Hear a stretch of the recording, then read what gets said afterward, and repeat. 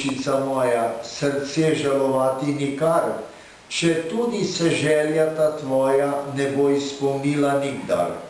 Saj tudi če ta se ti izpolni, se druga takoj porodi, na svetu tem v sreči popolni, nobeno srce ne živi časov.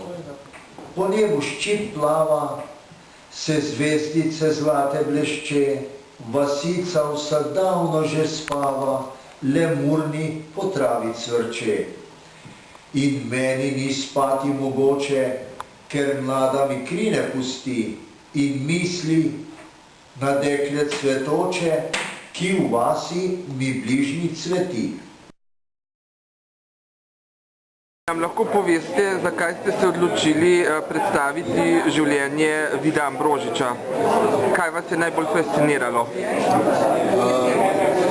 Posebej me je pritegnila njegova strašno naporna, razgibana življenjska pot, ki pa jo je znal v mnogih oblikah in v pisni podobi ohraniti za te čase. Njegovo življenje je bilo ne samo raznovrstno, bilo je strašno napeto, težko, z mnogimi tudi zdravstvenimi, vojnimi in drugimi preizkušnjami izpolnjeno. Vsak trenutek te svoje življenjske poti pa je pisal dnevnik, pisal pesmi, tako da je ostalo za njim več kot 2700 pesmi, mnogo zgodb in veliko takega, kar na najbolj avtentičen način, kot lahko pisatelj stori, ohranja vedenje časa njegovega življenja za današnje generacije.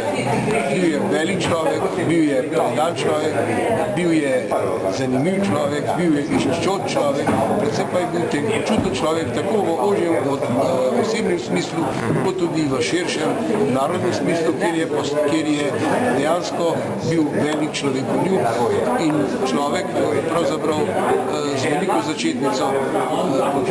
Vid Ambrožič postaja prvi vrstni velik Slovenec, domoljub, pa tudi človek, ki je svojo človečnost v življenju izkazal, svoja čustva in doživljaje zapisal in vse to nam ga nekako ohranja v celoviti človeški podobi. Aha, hvala. Kako to, da ste se odločili za diplomsko delo izbrati prav delo Vida Ambrožiča? Pritegnile so me letnice na koncu vsake pesmi oziroma zgodbe, v katerih je popisoval čas. V verze oziroma v zgodbe je prelival vsakdanje dogodke. In to se mi je zdaj tako zanimivo, ker je na nek način arhiviral zgodovino. To je bil tudi glavni razlog. Prihajate pa tudi iz tistega kraja, ne približno? Ja, seveda, to bi pa verjetno glavni razlog, ker je bil na nek način sorojak. Želela predstaviti nekoga, ki je bilo treba predstaviti, da se tega še nihče ni lotil prej. In delo z gospodom Gordanom je bilo v redu? Ja, potekalo je pričakovanje, Gordan mi je pomagal, ni bilo težav. Kako se spomnite vašega krušnega očeta Vida Ambrožiča?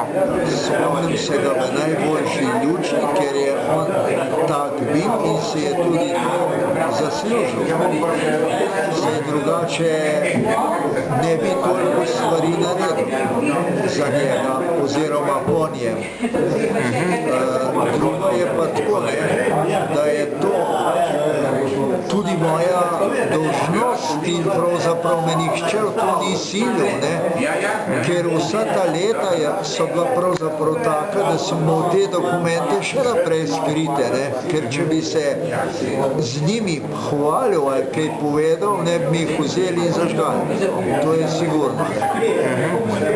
Zato, ker ne bi nihče hotel vsega prebrati, da bi videl, da je bil objektiven. On je bil objektiven. Ja. On ni recimo bil, se pravi, marsikateri misel, da je bil proti belim. Sej ni res. Pa da je bil proti enobelim. Sej ni res. On je bil še kako za. Ampak, ko se je začela bratomorna borba, pa ko se je začelo ubijati leta 42 tiste, ki niso šli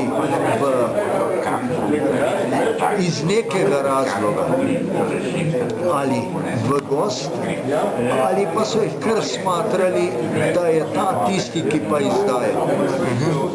To je bilo groza za očeta. Ne?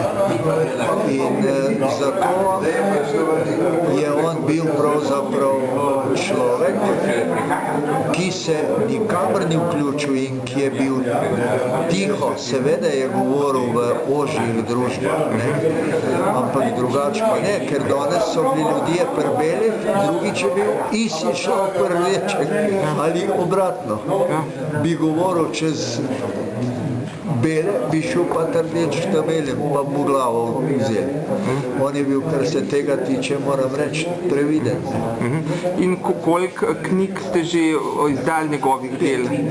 5. To je pesmi, pravljice in njegov življenjepis in to, kar je on doživljal, to je v knjigi Žandar med cvetjem in knjigami. To zaradi tega, ker je bil rad med knjigami in cvetjem, ne?